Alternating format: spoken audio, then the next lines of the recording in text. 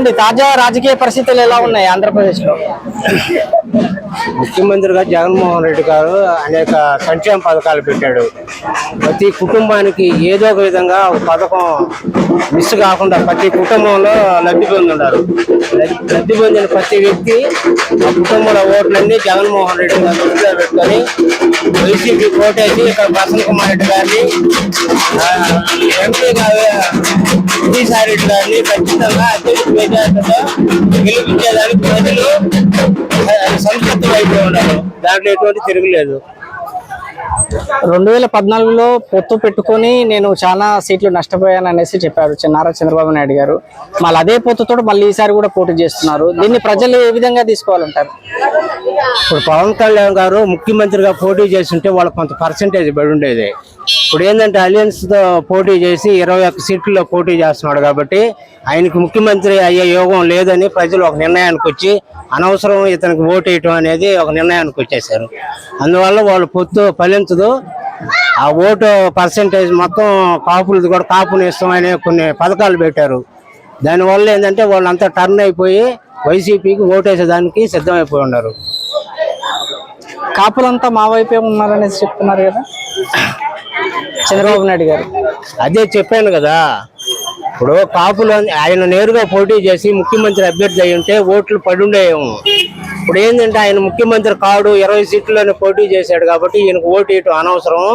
మనం లబ్ధి పొందుతున్నాం కాబట్టి వైసీపీకి ఓటు వేస్తే జగన్మోహన్ రెడ్డి గారు మళ్ళీ అధికారంలోకి వచ్చి ఈ సంక్షేమ పథకాలన్నీ కొనసాగిస్తారని ప్రజల్లో అదొక ఇదైపోయింది. ఎలా జరగబోతోంది ఎలక్షన్స్ రానున్న రోజుల్లో? ఈ 2 ఎలక్షన్ బాగానే జరుగుతాయండి. జగన్మోహన్ రెడ్డి గారు ముఖ్యమంత్రి చేయడం ఉద్దేశంగానే ప్రజలు ఆల్రెడీ నిర్ణయించుకున్నారు. ప్రచారంలో అన్ని పార్టీల వాళ్ళు వచ్చి ప్రచారం చేస్తున్నారు. కానీ ఓటైతే మే 13వ తేదీ చేసేటువంటి ఓటు ఫ్యాన్ మీద వేస్తారు. ఇక్కడ ప్రసన్న కుమార్ని గెలిపిస్తారు. తద్వారా అక్కడ జగన్మోహన్ రెడ్డికి పట్టాభిషేకం చేయడానికి రాష్ట్ర ప్రజలందరూ ముక్త కంఠంతో ఉన్నారు. కానీ ఎక్కువ సర్వేలు మాకే అనుకూలంగా వచ్చాయనేసి చెప్తున్నారు కదా పవన్ కళ్యాణ్ సర్వేలు చూసే ఓపుకుంది ఆయనగా. పవన్ కళ్యాణ్ గారు ముందు ఆయన పిఠాపురంలో గెలిస్తే చాలా గొప్ప. ఆయన రాష్ట్రం అంతా నేను పోటీ చేస్తా అని చెప్పి 21 స్థానాలు తీసుకొని 21 స్థానాల్లో కూడా 7 స్థానాల్లో ఆయన జన సైనికులను పెట్టుకుని కొరవలను కూడా కండం మార్చిన పరిస్థితి పవన్ కళ్యాణ్ గారిది. పవన్ కళ్యాణ్ మళ్ళా వచ్చేసి సర్వేలన్నీ మా వెంట ఉంటాయంటే ఆయన పరిస్థితి అట్నే ఉంటది. గతంలో కూడా చెప్పాడు కదా, 2 సీట్లు ఓడిపోయేటప్పుడు కూడా 2 గెలుస్తా చెప్పాడు కదా, అట్నే ఉంటదండి. కానీ ఈసారి కాపులంతా మా వైపే ఉన్నారని ధీమా వ్యక్తం. మా వైపులు కూడా చాలా మంది కాపులు ఉన్నారు. ఇంకా సీనియర్ కాపులు కూడా మా పక్కన ఉన్నారు. ముద్రగడ పద్మనాభ కానించి వాళ్ళందరూ కూడా మా పక్కనే ఉన్నారు. 2014లో పోటీ పెట్టుకొని నేను అనవసరంగా పోటీ పెట్టుకున్నాను, తద్వారా 15-14 సీట్లు కోల్పోయాననేసి చెప్పాడు చంద్రబాబు. 2014 పెట్టిన పోటీ కూటమే కదా ఇప్పుడు కూడా, అదే కూటమే కదా ఇప్పుడు కూడా ఉండేది. దీన్ని ప్రజలు ఏ విధంగా అర్థం చేసుకోవాలంటారు? ఏమిలా కూటమికి ప్రజలు నమ్మటంలే. 2014లో కూటమితో ఎన్నికైనటువంటి వాళ్ళు ఈ రాష్ట్ర ప్రజలను గాలికి వదిలేశారు. ఎలాంటి సంక్షేమం కానీ అభివృద్ధి చేయకుండా వదిలేశారు. కాబట్టి కూటమికి ఎవరు కూడా మొగ్గు చూపటంలే. 2019లో ఏదైతే జగన్మోహన్ రెడ్డి గారు ఇచ్చినట్టు మేనిఫెస్టో తూచా తప్పకుండా చేశాడు. కాబట్టి ఈ రోజు జగన్మోహన్ రెడ్డి ప్రభుత్వం కొనసాగించాలి.